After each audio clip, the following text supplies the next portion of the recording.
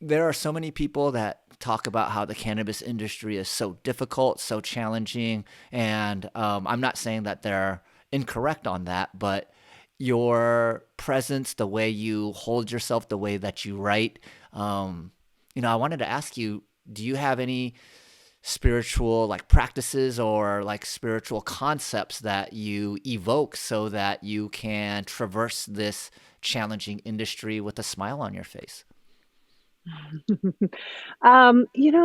It's a lot of good tries, is what I'll say. Like I try to get up early every morning. I like to either sit in silence or with some sort of music. It happens like 5 out of 7 mornings. Sometimes I wake up and I end up looking at Instagram instead. And I try to do my most important things in those hours that I have to myself. And again, like that maybe happens 4 out of 7 days. So I try to take a very balanced approach to everything and give myself a lot of grace because it's all really hard. And I think if if you're not your own biggest cheerleader, but also like your own biggest, make sure you take care of yourself, slash, like you really just have to do the best you can and allow it to be okay if it's not all perfect.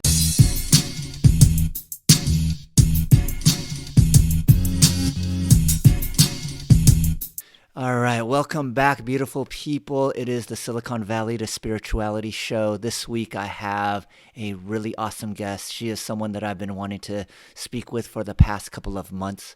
Her name is Elizabeth Sage. She is the principal at Sage Consultants, and she is also a Ganjier. So, not too often I have someone that has vastly superior cannabis knowledge than me on this show. So, Elizabeth, welcome to the show. That sounds like a challenge. Well, Thank you I for already having admitted me. defeat. I already admitted defeat. So it was less of a challenge and more of me I just guess. rolling over like a Yeah. dog and hoping you just rub my tummy. That I'll do my best. All right. So let me just give some context to the listeners why I had you on here or why I'm having you on here is that I became aware of you through LinkedIn, and I just noticed that you had this.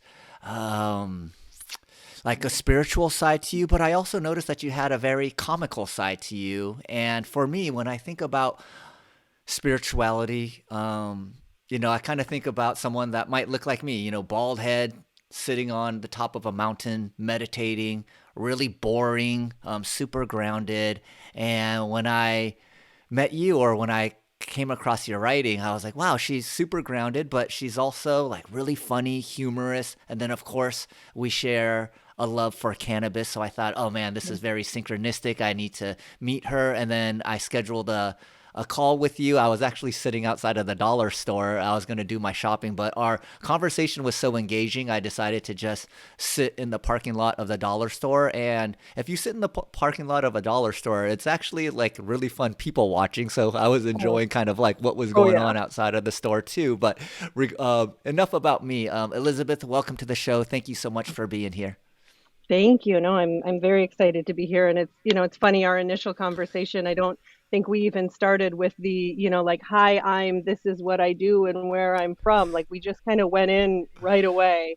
And then towards the end of it, we backed back up a little bit. And I think you find people that are on your same wavelength, and that might be what drew you to me and certainly what facilitated our conversation then. So I think it's good. Sometimes you got to just let the universe do its thing. Yeah, yeah. One of my favorite terms that I learned from one of my Gen Z friends is that your vibe attracts your tribe. And I totally Say believe that in all the like, time. yeah, the harmonic frequencies drawing us together. And just so our audience or my audience could get a better understanding of who you are and what you do, would you mind giving just a quick overview of what you're doing in the space and all the wonderful Yeah. things? And I got to participate in one of your events yesterday, so would love to Yeah. kind of hear from you. So I'm live here in St. Paul, Minnesota. I'm born and raised in northern Minnesota and spent the better part of my 20s and 30s in Chicago working for a private investment company in sales and marketing. And cannabis has been a big part of my life since I was 15, so almost 30 years. And I had always wanted to segue into the cannabis industry at some point, but never found the right opportunity. And when I left Illinois in 2018, they legalized by executive order within 6 months. And so it was one of those where I felt like I had just missed the boat, and I wished that I would have stayed. And, I'm very happy back here in Minnesota, and I'm glad that I moved. But I spent my time here thinking what could be my next step. And in 2020, I heard about the Ganjier program and enrolled immediately because it was everything that I wanted it to be. It was covered the plant from, beginning to end, all the different facets of the industry. I knew I loved the plant. I knew I loved the way it made me feel, but I wanted to know why, and I wanted to have all of that information. And we started to see these states coming online, and Minnesota was a medical cannabis state. And so a lot of things happened at the same time. I joined the Ganjier program. I started learning. I started finding people in the program that wanted to learn more, that the program isn't built for that capability. It's built for in-person training and testing, but it doesn't have the community aspect that I crave. And so as I went through the program, found other people, started a study group online that coincided with getting pregnant with my now 2-year-old son, and going through the Ganjier program while pregnant, it was COVID. It was like the height of COVID. I was working from home. I was homeschooling my older two kids. My husband worked from home. We got a dog. We got a cat. Like, it was just absolute pandemonium. And I completed my certification in 2021. I had my son in early 2022. And I was working for Mckinsey Consulting at the time. And so it was just sort of the perfect storm of everything coming together. And so after I had Monty, I decided this is the time. They're golden handcuffs. It's a great place to work with a lot of benefits, but it's really hard to give that up. And you need something like a complete change of your life in order to do it. So I really, having a third child was not on my COVID bingo list, but it happened, and we're really happy that we have him. And honestly, it changed everything for us. So since then, I've spent the last 2 years building a community that exists next to the Ganjier program. So they have an amazing education that they give people. I give them the community aspect of that. I allow them to connect with people across the world. We have certified Ganjiers on, I think, every continent except Antarctica now. And it allows them a network to build, because this industry is moving so fast, but it was also so secret for so long. So you have the combination of a ton of really smart people with great information that are willing to share, and a bunch of new people who are hungry to learn and don't know where to go. So I'm really trying to bring those two things together, and then take what I think is my expertise, and that's the ability to be a professional in this space, and teach people the skills that I've learned over my 20 years of, C-suite experience, and help them become professionals in the cannabis industry. And they don't have to become executives. They just have to become, functional, well-rounded connoisseurs, and really arbiters of quality. Yeah. Oh, that's so awesome. And can you? I think the word Ganjier might be new to a lot of people. Do you mind Yeah. giving a overview of what a Ganjier is? The real basic definition of it is a cannabis sommelier. So similar to how we have, the Robert Parker wine scale, and beer cicerones have a scale, cheesemongers, chocolatiers, like every artisan food or product has its connoisseur. And this is a cannabis connoisseur. It's the brainchild of Kevin Jodrey from Northern California, and he partnered with Green Flower Media probably 7 or 8 years ago to begin the steps of this process. And it took a long time. The filming of the course itself is very in depth. There's a lot of information in there. It takes a long time to get through, but very, very robust. And the idea is just to make sure that people have this solid foundation. So when they're going into this industry, and a lot of times people are coming in from a parallel industry, right? They're an accountant or they're a lawyer, and they need to keep those skills, but they need to add all of this cannabis knowledge. It's a perfect complement to something like that, because it really is so robust that it's hard to have a conversation with someone that you don't have at least a small portion of knowledge around once you've been through it. Hmm. Well, we have a common friend, Caleb Chen. Me I too. met, I met Caleb at MJ BizCon, and literally every event we went or I went to, I saw him there. And so we didn't Mhm. know each other, but I saw him so frequently that I just introduced myself to him. And when I mentioned that I connected with you, he was like, "Oh man, Elizabeth is so awesome. She's like the den mother of all the Ganjiers." So I don't know if you've been That's referred what to they call that, me. but yeah, it was so awesome to kind of make that connection. And, Well, another, oh, go ahead. Sorry. oh no, I was gonna say it's so funny because like I I'm a I'm Gen X technically still, and being a mom wasn't super high on my priority list, and I didn't have my first child until my 30s.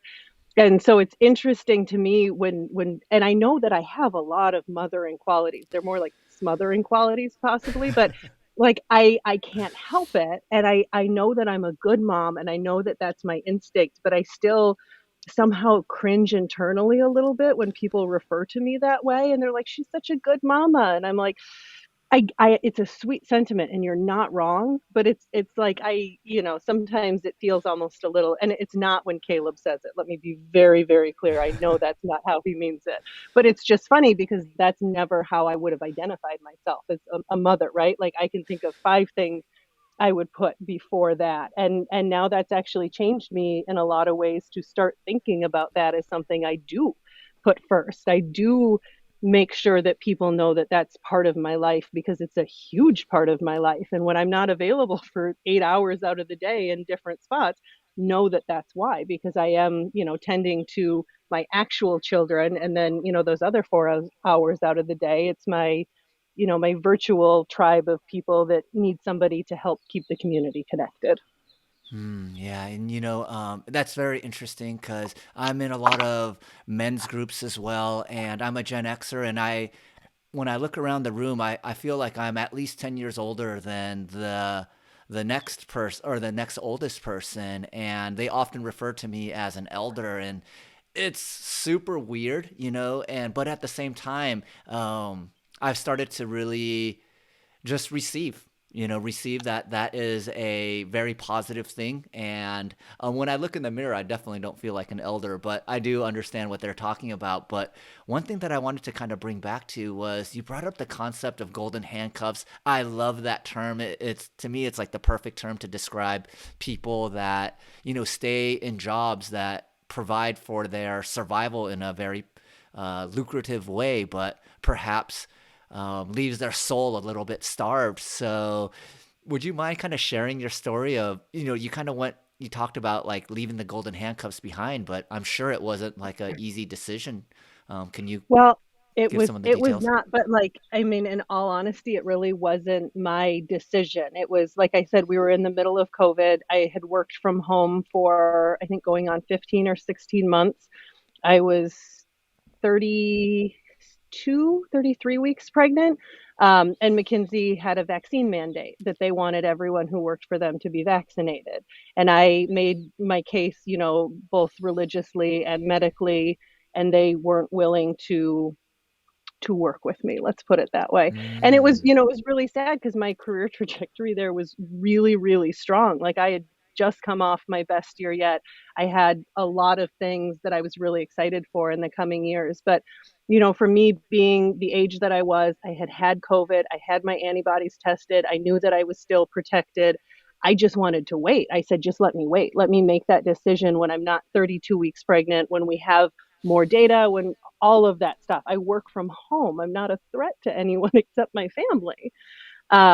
So it wasn't my decision, and it was a tough like it's a hard thing because it even still is so radioactive for a lot of people. Like there's a lot of people who feel so strongly about it either way that I oftentimes glaze over it in my story because I don't want to incite all of that, and I don't want to relive it either. Like it happened and we're past it, and I'm glad that it happened. I don't like how it happened, but I'm happy of the result.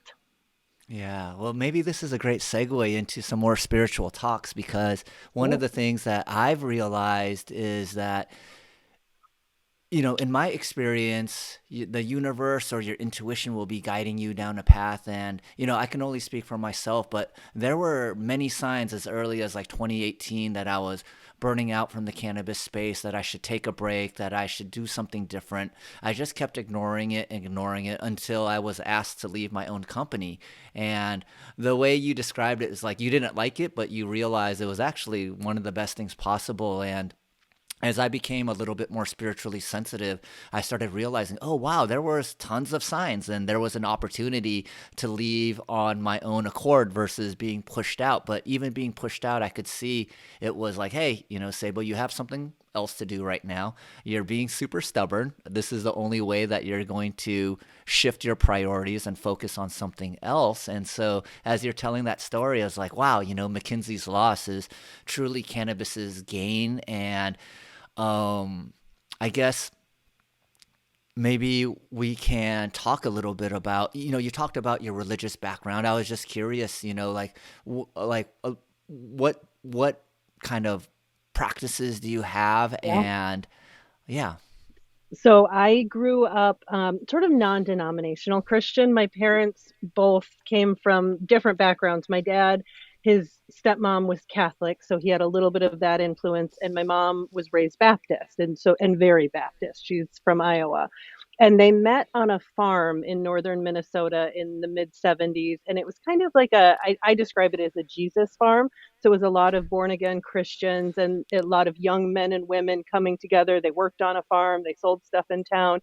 It like when I think about it, like it seems so sweet, but it also, like I'm sure both of their parents were horrified by the whole thing. And so they, with a group of people there, started their own church in northern Minnesota. And it was again, a very small, non-denominational, just very, very uplifting, a lot of singing, a lot of music. I think that's what drew both of my parents is, my dad's been a guitar player and a drummer. My mom played flute. She sings. So they liked really that musical celebration of it. And they started then a school within the church. And so my first 6 years, K through six, I went to this small little red school, as did my brother and sister. So a very close knit Christian family background. We knew all of the people in the school and the church, and that was our community. And sometime around when I was 13 or 14, there was a woman who came through the church with sort of a mission, and it ended up breaking up the whole church, and she started a separate cult in a different part of northern Minnesota, which still exists today and is its own like wild story. But it then my parents left that church and we church hopped for a long time, and so I got to experience a lot of different ways that people worship. And then when I left home, it wasn't really a priority for me, right? Getting up on Sundays when you're 18 and 19 and 20, and it it didn't resonate with the life that I was living. But I wouldn't say I was living a very spiritual life at all either, right? It was just very much a life of trying to figure out your life. And there was a time in probably my late 20s that I did go back to a church in Chicago and try and see what that was like again because I missed the community aspect of it. That's where I think, religion gets so many people is because it gives you something to do with people in person.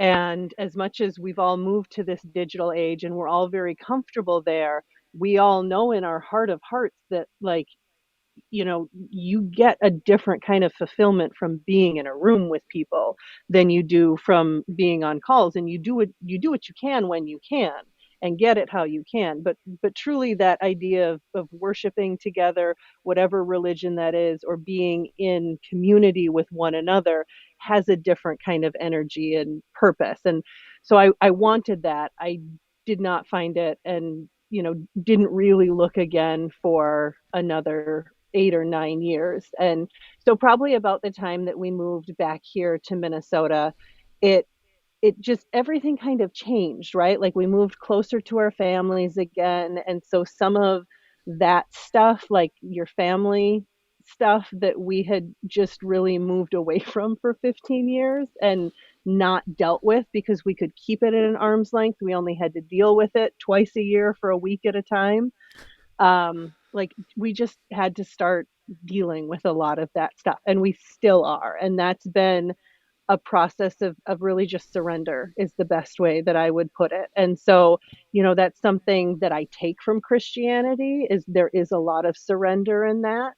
And I don't ascribe to any one particular religion. I remember very distinctly being about 10 years old and asking my parents, like, I don't understand, like, if you're not born again Christian, like, you don't get to heaven, but what if you don't know? Like, what if you don't have that opportunity? Like, that doesn't seem right that you denied an opportunity at everlasting life because no missionaries came to your village.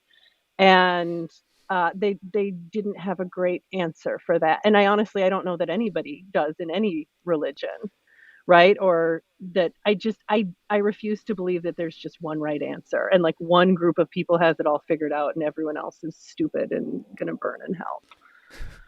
Yeah, I grew up going to Catholic school, so I had a similar question about, what if you were just born in like the Amazon jungle or you were in a place where there weren't any missionaries? And similarly to you, I didn't get any answers that really satisfied me. And when I had my own spiritual awakening a few years ago, I have a lot of friends that are very religious. Maybe you would even classify them as dogmatic.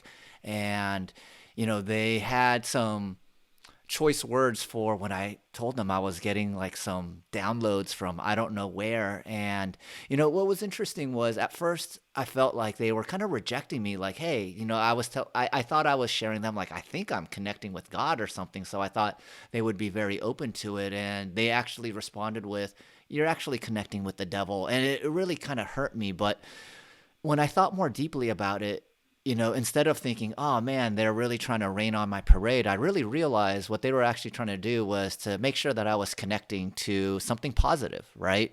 And so, I think I conflated like going to Catholic school and the way they were into like they were saying I was bad. And when I realized like they really just wanted what was best for me, and even though we disagreed on what we believed what was best for me, I could see that their heart was in a good place. So I completely kind of flipped my perception of like religion versus spirituality, because I used to think spirituality was much more open, allowed you to kind of figure out your own way, and then religion was like this hyper structured way that kind of used like a lot of fear and judgment to kind of get you to fall in line. And in some ways I still see that, but I've very much kind of loosened up like my own views that like religion is brainwashing people versus like, hey, if that's their way to God, then like I found it through quantum physics, they found it through reading the Bible, and I believe that all of these avenues are different ways for you to connect with the divine.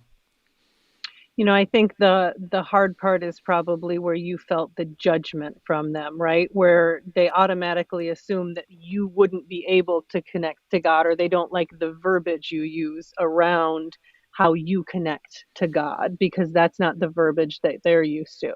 And I think you also see a lot of that when you think about cannabis and how people talk about it in the market and how people come to it. Like they're not they're based on everything they know, like they don't feel comfortable with that, and then they see it and they're like, well, that's interesting. And it you have to be careful because suddenly it unlocks a lot of things for people and they realize a lot of the things they thought they knew are not what they thought they were. And it's that can be tough. So I think people reject that and they say, no, you can't do that because if you could, then they could, and that would mean that all these other things that they believe might not Mm, be true. So yeah, I think it's more yeah. like a protective mechanism. Yeah. Well, thank you for sharing that. And, one of the things that I've heard you talk about is community quite a bit. And I don't know if I'm connecting the dots in the right way, but you talked about how going to church was like a great community for you, and how a lot of people that go to church, maybe they love the word of God, but perhaps they love like the community that they're in even more. And so I know based on our If you're short my kids, conversation. you love that there's a potluck. What was I that? said, if you're my kids, you love that they have a potluck with desserts. Like, I honestly think there is like 25% of the church going population that does it for like the desserts and and that's where I feel like I wish I was in more of a church community because like I shine when it comes to cakes, cookies, bars, like that can be my arena. And I don't have that outlet. Every time there's a funeral up north, there's a great list that they email out to, and I'm like, if I'm home, like put me on that list. I want my cookies at everybody's funerals. I want to make them happy on those days. That sounds great. Well, I will definitely come over and eat some of those cookies if you allow me. Please do. Yes. And and so I guess what I was connecting the dots on was um, you're building a wonderful community in the cannabis space, maybe like the Church of Cannabis. And so was that influenced by kind of your desire to be back in another community? I think it was a couple of things. It's my background allows me to coordinate things and just pull lots of different people together. And that being able to do that during a time when everybody was so connected to their screens and was able to give people an outlet. And so like, yeah, I craved community because I couldn't find any physically around here. And so that same way, I think, people they flock to wherever they can get it. And a lot of times you find that in religions, you find that in other things. I was able to create it and maintain it online. And it's a when you find the right people who have the same common interests and goals, and whether they're people who are around all the time or here and there, like it's a really special space and it needs to be preserved, and we need to have more of those. Like I said, there's so many people who have been doing this 30, 40 years, and they have all of this knowledge and all of this passion, but they even still don't have a place to communicate that. We have a lot of people that live in prohibition states where they can't get anything still. Like so the we live in the same state, and even you and I, California to Minnesota, you can get all sorts of things there. I'm still in a very interesting hemp edibles state that is going through their legalization process, but it's been 12 months and we don't have any licenses issued. We've got not a lot going on. So to be able to connect people into a space where they feel safe, where they can talk about things that they can't talk about with their neighbors, their parents, their siblings, their friends, like that's really special to me to just hold space for that. Yeah. Yeah, and I'm just curious, does spirituality play a role in the cannabis community that you've created?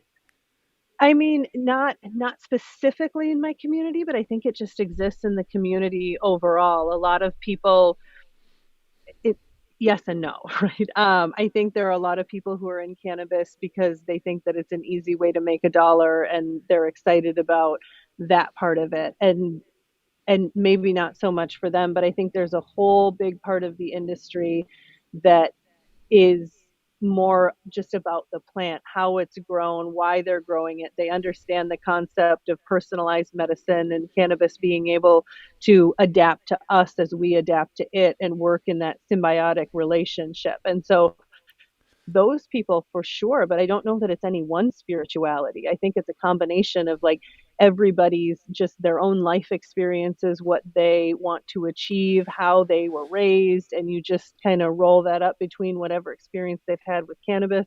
A lot of them have come because of, medical issues and a hard time with the Western medical system, recognizing them as individuals and not just, a code that they can use for insurance purposes, things like that. So, yeah, I mean, it's so personal. It has to be spiritual. Mm-hmm. Well, it doesn't surprise me that the women's groups that you run, maybe there's kind of, I don't want to say it's already implied, or there's people that are already open to it and maybe not speaking explicitly about it, but you could kind of sense that energy. Because when I look at my TikTok channel, I have about 50,000 followers now, and 90% of them are women. And I don't know if like women are just maybe a little bit more inclined to be connected to something other than just the physical world than men, but that is something that I've noticed. And I had brought up that your sense of humor was something that attracted me to you. And so They, there are so many people that talk about how the cannabis industry is so difficult, so challenging, and I'm not saying that they're incorrect on that, but your presence, the way you hold yourself, the way that you write, I wanted to ask you, do you have any spiritual like practices or like spiritual concepts that you evoke so that you can traverse this challenging industry with a smile on your face? It's a lot of good tries is what I'll say. Like I try to get up early every morning. I like to either sit in silence or with some sort of music. It happens like 5 out of 7 mornings. Sometimes I wake up and I end up looking at Instagram instead. And I try to do my most important things in those hours that I have to myself. And again, like that maybe happens 4 out of 7 days. So I try to take a very balanced approach to everything and give myself a lot of grace because it's all really hard. And I think if if you're not your own biggest cheerleader, but also like your own biggest, make sure you take care of yourself, slash, like you really just have to do the best you can and allow it to be okay if it's not all perfect. I think a lot of women get stuck in this like have to do everything and have to do it right or it's not worth doing at all. And it's not, it doesn't have to be like that. A lot of times we're making it like that. And so trying to have a sense of humor around it because what other choice do you have, right? Like you can laugh or you can cry. And Yeah. sometimes you can do both. And I do like all the time. And I think that's important. Like feel your feelings. If you're happy now and you're sad later, like feel them both. It's that like when we're constantly trying to numb it, that gets tough. And it gets tough too if that feeling is anger all the time. Like that's, trying to figure out where that comes from because anger is never really anger. It's usually something else, but it masks so well.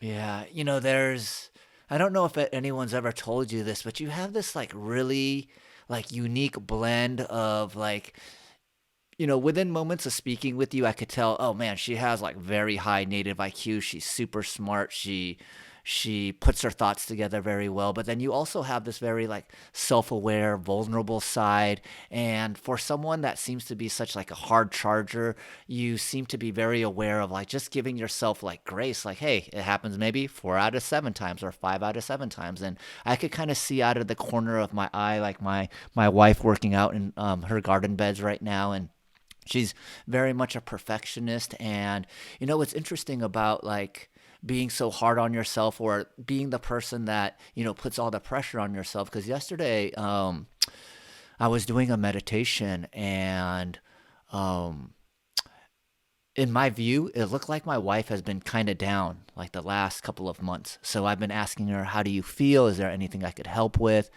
Maybe you want to do some of these meditations with me. And then in my meditation, it was like, your wife's not the person that's unhappy. It's you're unhappy. What are you not doing? Where are the parts where you can, bring a little bit more joy into your life? And ironically, it also kind of told me to smoke a little bit less weed. I had taken like a 9 month break, and then after MJ BizCon, I just started going like super hard on it, and it was like maybe take a little break. So my wife and I we usually enjoy some cannabis before we go to bed, and so last night after coming out of the meditation.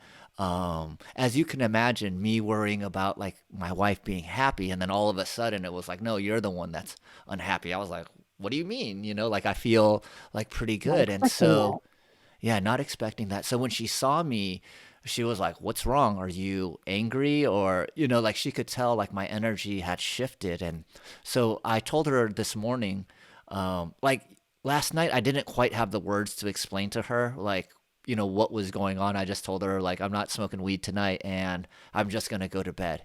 And then so this morning, we had a discussion, and she was like, what did I do wrong? Or, basically like taking all the blame for however I felt. And it just really like kind of hurt me a lot to think like, when I'm going through my own shit, like, she thinks like she was the cause of it, versus, all she needs to do is just ask me how I'm doing, and, really not take that onto herself. And so I guess I'm not too sure if I'm asking for like an answer from you or if I'm just sharing, but I guess, No, it's yeah.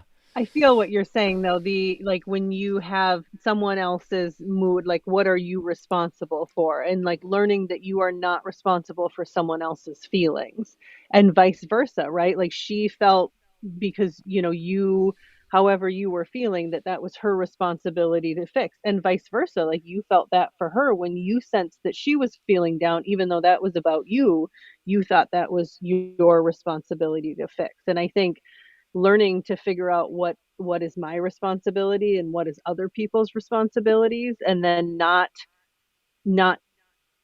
going over and saying, oh, well, you're not holding up your end, but I can prop that up a little bit, and just, like, no, I held up what my responsibility is in any of these relationships, and how everybody else shows up is on them. It's not a reflection of me. Yeah, yeah. I'm curious. To me, you sound just like my friends that are like life coaches. Like, Mm. have you been through programs like this, or like a lot of your feedback is very, very similar to the languaging that they use? It is. So right after I took the Ganjier program, I took a program called Activate, and it's with a woman. She's an intuitive, she's a medium, she's a lot of different things. And she was based here in Minnesota, and I knew her through a couple of women I knew from my days, growing up. And, it was an interesting program that you really, over the course of 8 weeks, just kind of unravel a lot of different parts of yourself, and you do it in a group setting, and they're all strangers, and some of them were here and some of them were, in actually all different parts of the world. And she has gone through a lot of different trainings, and it's actually been really cool to see her evolve over these last couple of years too. I just did a meditation with her last night, and it was, I haven't done it in a while, and it was really, really nice to be back in there. But over this 8 weeks, you kind of learn to sort a lot of your shit out, and not necessarily fix it, but at least be able to put names around it and understand responsibility for things, understanding patterns of behavior. And like I said, I once we moved back to Minnesota, we started to get confronted with a lot more of that, just because we were around, we all have, all of our family and siblings are here in Minnesota. We were all by ourselves in Chicago, with the exception of a couple far flung relatives that we would see occasionally. So we really didn't engage in a meaningful way for a long time. We still had good relationships. We still came back and visited, but any conflict that you had, you didn't necessarily resolve or continue, because we were there such a short period of time. It wasn't worth it.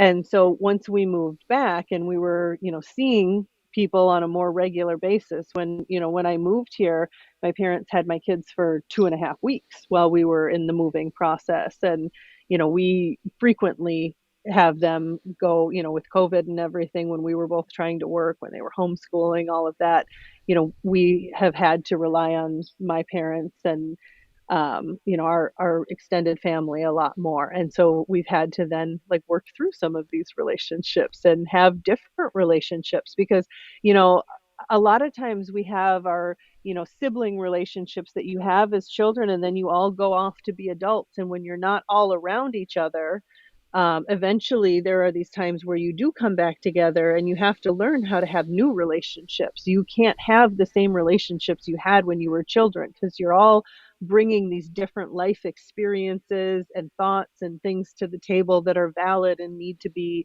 considered. You don't just fall into that birth order, although, we all do kind of fall into that birth order to a certain extent. So yeah, it's been interesting, just, working through a lot of those relationships. So having tools to do that was really what I got out of her program, was being able to see where my responsibility is and things, where other people's responsibilities are.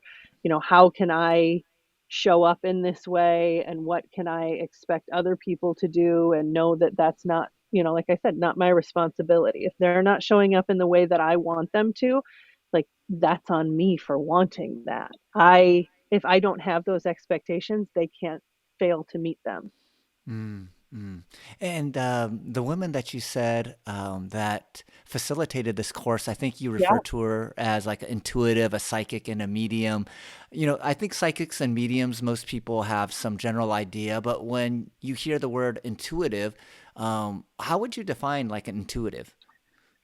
I would say she is able to connect with things that aren't necessarily visual to us, right? I think they are here with us, And it's not necessarily like I see a dead person, but you feel and sense different things. You can, when you look at someone, when you talk to someone, when you meet someone, you don't necessarily just see what's standing in front of you. You see more of what's around them. And I do think sometimes that is people. Like I don't think that they're floating in the air necessarily and translucent, but I think you everybody has their spirit guides. And I think this is where people, Christians are like, that's this, and the other people are like, that's that. But they all have them, they just call them something different. Like, that's the thing, is all religions at the end of the day aren't really that different.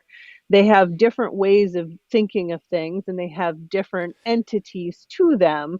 But like it's maybe just like, there's a great like the great analogy, I don't know, I'm going to butcher this, but there's an elephant, and there's like no, there's like five blind men, right? And one of them touches the trunk, and they're like, oh, it's a snake. And the other one touches the tail, and they're like, no, it's straw. And one of them touches the leg, and they're like, no, it's a tree. And the other one touches an ear, and they're like, no, it's a fan. Because they're all touching different parts of it, and none of them can see it, so they only know what their little part is. Yeah, yeah, that's very interesting. And obviously we navigate the 3D physical world with our five senses, and I believe that intuitives, mediums, psychics, they have been exercising different sense organs that our society hasn't been really cultivating. And in one of my meditations, my intention was kind of figuring out like what role does AI play in our society. And the answer that I got back was that we've been a very logical, rational, kind of right brain society for such a long time, like very data oriented, big data, facts don't care about your feelings. And so what was shown to me was that AI is actually going to take over for a lot of our logical, rational, right brain faculties. And so when we can outsource that, then we could start cultivating those different sense organs that allow us to be sensitive to our spirit guides, that allow us to be sensitive to, let's say, like Abraham Hicks or Esther Hicks is channeling Abraham and being able to tap into these higher frequencies and portals of knowledge or entities that are out there. And it was, I mean, in my mind, like when I came to, or when that was shown to me, I was like, man, this makes so much sense. Like at first I was thinking, oh, well, now my kids don't have to go to the library. They could just literally ask ChatGPT a question and it shoots out all this like really brilliant stuff.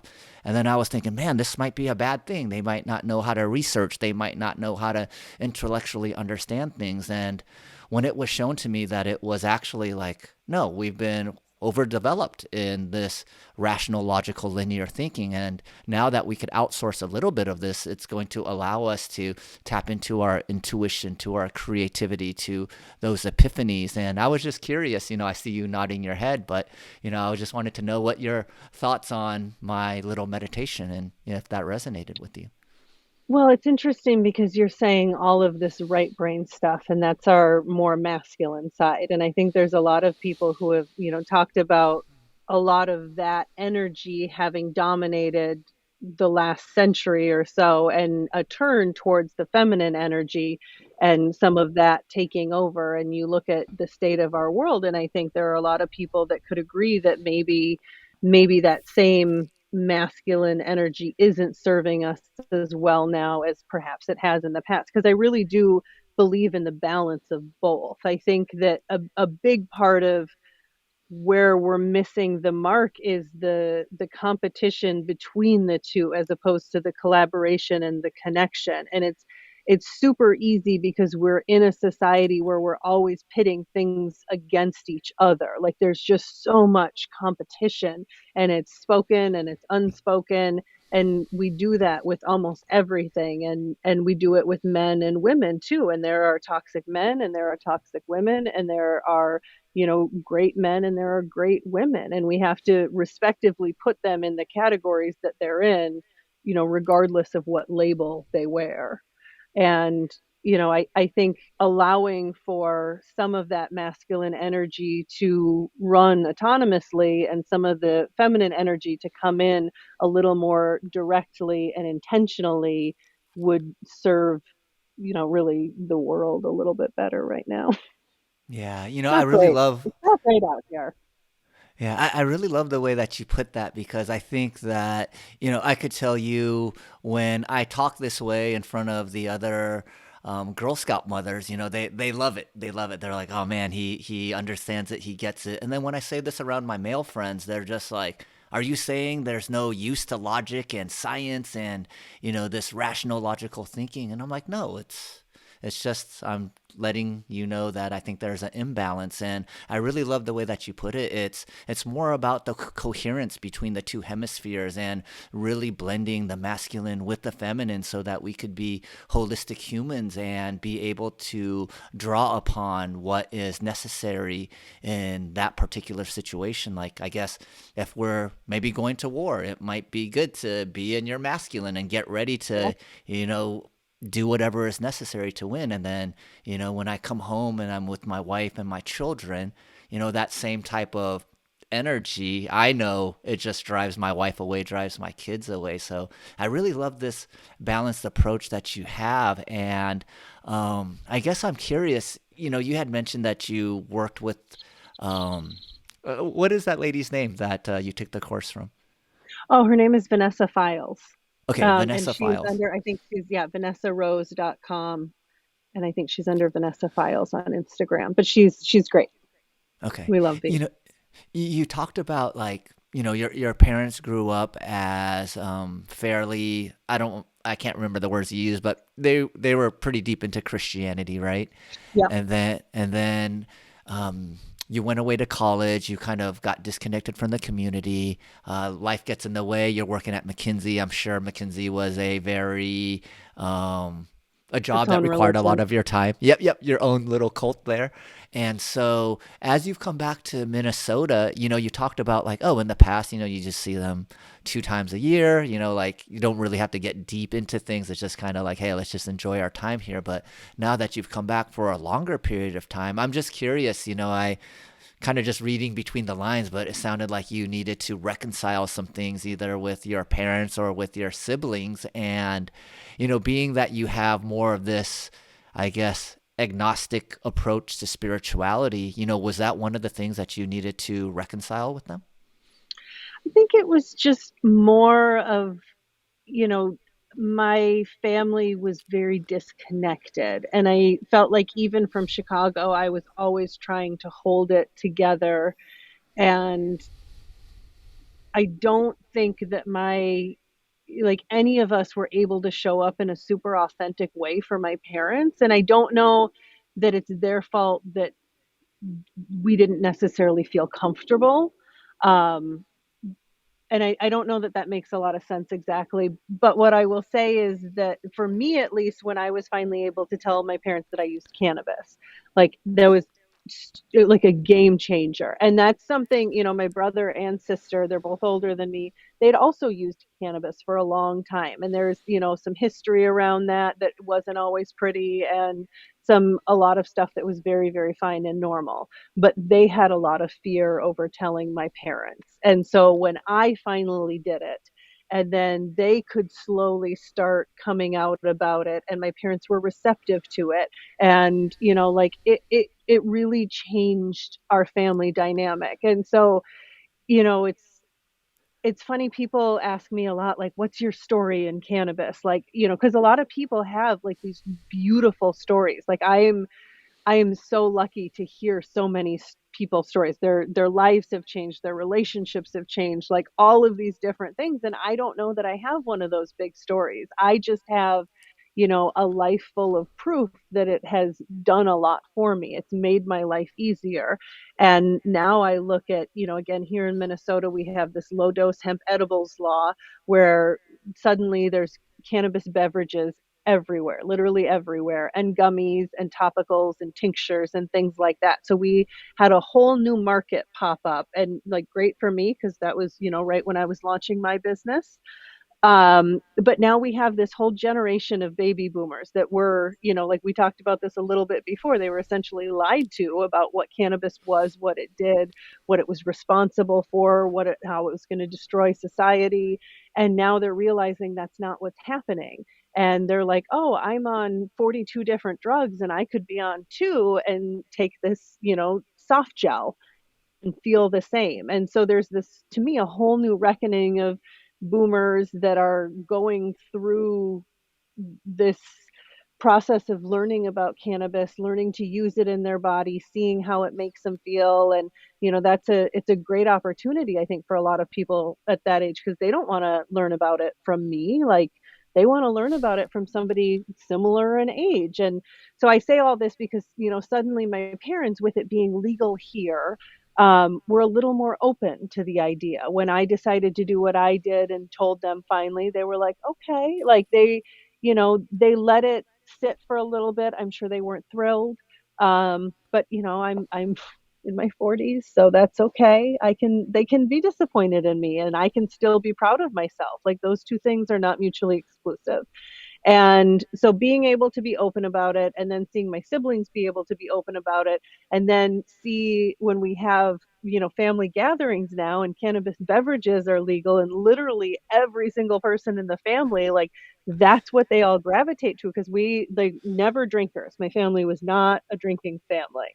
So it's been interesting, and in a lot of ways it has allowed them to connect better, right? Because the same way people use alcohol because it lowers your inhibitions and or makes them, it does what it does. Let's just say that. Yep, yep. Cannabis does what it does too. And for some people, it freaks them the fuck out and they want to go hide in the corner. But when done in a responsible way where you're titrating and you're doing it in a sessionable type way, it can be a very easy way for some people who have anxiety to just ease into a situation. They're not going to get out of control. They're not going to do something sloppy and stupid. So at least in my realm, it's really helped people be able to connect in a cool way. That's so cool being able to come out of Yeah. the green closet and then just see that at family gatherings now that there's low dose drinks that everyone could enjoy. And I can't remember who told me this, but to me, this was one of the best descriptions was that alcohol helps you turn out or tune out, and cannabis helps you tune in for better or for worse. You might tune into some things that you've been suppressing for a long time and have what would be called a bad trip. But then when they said alcohol helps you tune out, I remember I'm allergic to alcohol, so I don't know what it's like to be drunk. But I've had friends who have gotten fired and then just gotten hammered and then just went out and partied that night and had the best time. And then I've also seen friends who got fired and then consumed some cannabis and then got deeply introspective about, why did I get fired? Was I really as good of an employee as I thought? Were there other extraneous circumstances that I was not aware of? And I was like, wow, I think this tune in and tune out type of framework seems to make a lot of sense. And, I have, in many ways, there are times where I was like, man, I wish I could drink alcohol because I totally want to tune out right now. But, that's kind of what came up for me. And actually, I'm starting to connect the dots to some of the things that we spoke about earlier. You're talking about the act of surrendering, like in church. And, I connected the dots to, there was something like really unique about like the way you dealt with situations that I think is very admirable and aspirational in that you could just accept like, hey, some people think differently than me and that's okay. And we could just move on from that. And I was curious, where did this type of thinking come from? Because I think it's very, very valuable having lived in a hyper progressive city, moving to a very rural conservative town. And you know, there was just a lot of things that I had to accept and surrender to. Like, this is just the way it is here. And so I'm just curious, how did you kind of come to this type of way of being? I think I've lived not a lot of different places, but I've seen a lot of different things in all the places that I've been. And, people aren't really that different. It's as simple as that. Like, people are more the same than they are different. And everywhere you go, people aren't inherently good or bad. They are all a reflection of their lived experiences, their current environment, all of these different things. And the behaviors that they exhibit and the patterns of thinking that they have, for most people are not actually theirs, right? They're not consciously doing that. They're not actively engaged in their day-to-day life and the cultivation of what it is that they're trying to be and do.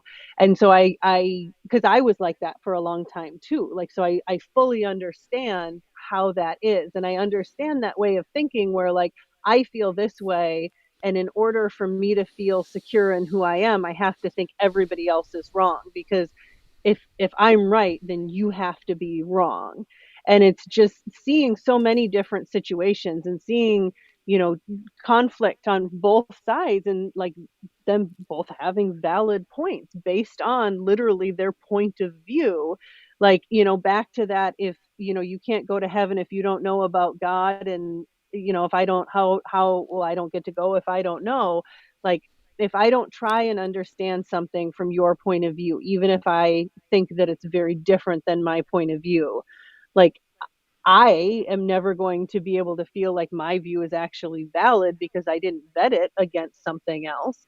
But I also think that, whenever we have an initial gut reaction to something, it's very likely mostly correct, but I think there's a lot of room for tweaking around that. So, like, I have a lot of strong opinions. Like, I got opinions for days, but I try not to be judgmental, right? And I think there's a really distinct difference. Like, I have a lot of opinions, but I also hold space for my opinions to be not your opinions, and in direct conflict to what your opinion is, and neither of us has to be right. We just have to be nice.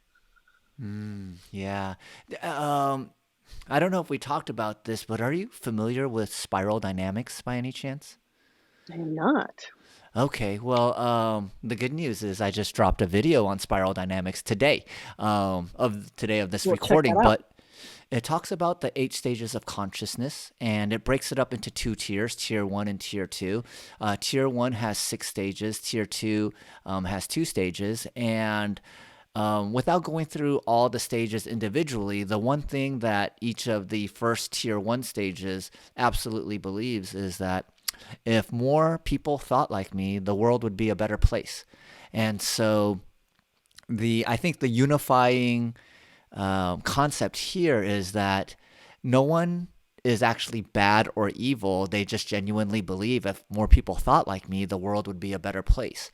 And when you get into tier two thinking, they say less than 1% of the world is at the tier two thinking. But in tier two thinking, you start realizing that the first 6 stages, the higher stages don't necessarily mean a better stage. They're just foundational, meaning like, 12th grade isn't more important than third grade. You need to go through all those grades to go to college, right?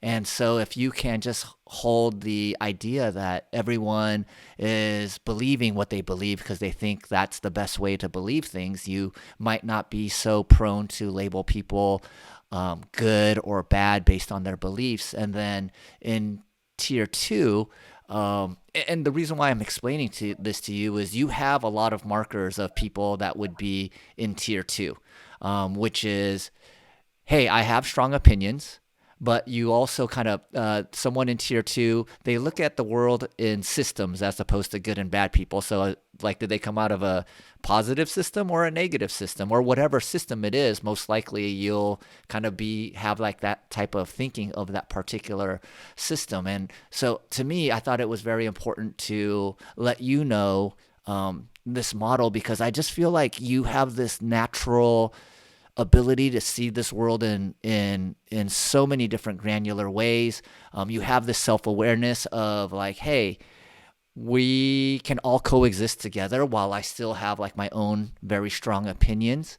And to me, I believe that as a leader in the cannabis space, when you understand these models of consciousness, you can quickly identify, okay, hey, he or she is in this stage. This is what's important to someone in this stage. And this is why they might not we might be watching like the same information, but this is why she intakes it differently than me because her values are different at these different stages of consciousness. And so I thought like, I think intrinsically you probably already knew all these things, but just to see it kind of crystallized in a framework. And as with all frameworks and models, of course, there are outliers to it. But once my wife and I learned um, these levels of consciousness, we realized like 99% of our disagreements is because I'm viewing it from a certain stage, she's viewing it from another stage. And even though we're speaking the same language, the words are weighted differently, so we receive them differently.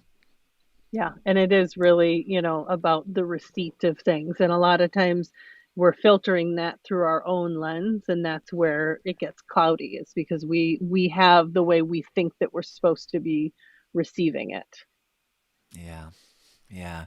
Well, we only have a few minutes here. And what I always like to do at the end of the podcast is ask you, like what is top of mind for you? What is like really important to you? What is something that you want to share with the audience that you think is very important?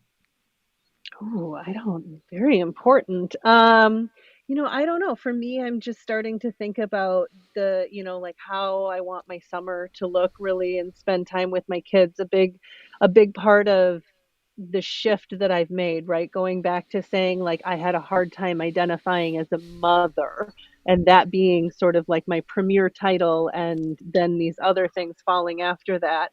Um, I I find myself looking forward more and more after our years of COVID when I did homeschool and now my kids are gone at school during the day.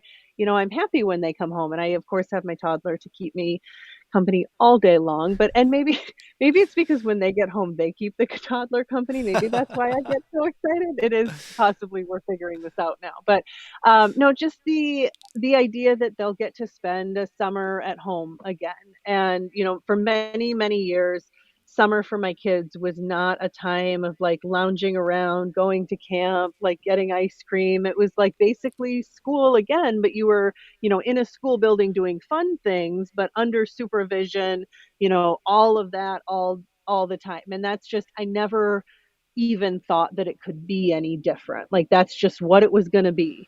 And so now, having switched everything up and being able to be so much more mindful about that, and them looking forward to summer because they get to, choose what they're doing, and they know that I am here so they don't have to be away at something all the time. And I'm grateful that I have that opportunity because, as my oldest is turning 13, my daughter's turning 10 tomorrow.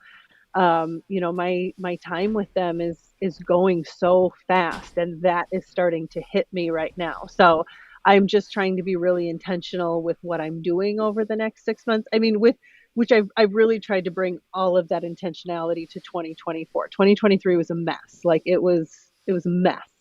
But 2024, that's that good stuff. So thinking about all the things that I'm going to do with them, and just letting that be one of the things that leads me, is where do I want that to be, and letting some of the other stuff fall underneath that, instead of, prioritizing what I think I need for myself right now.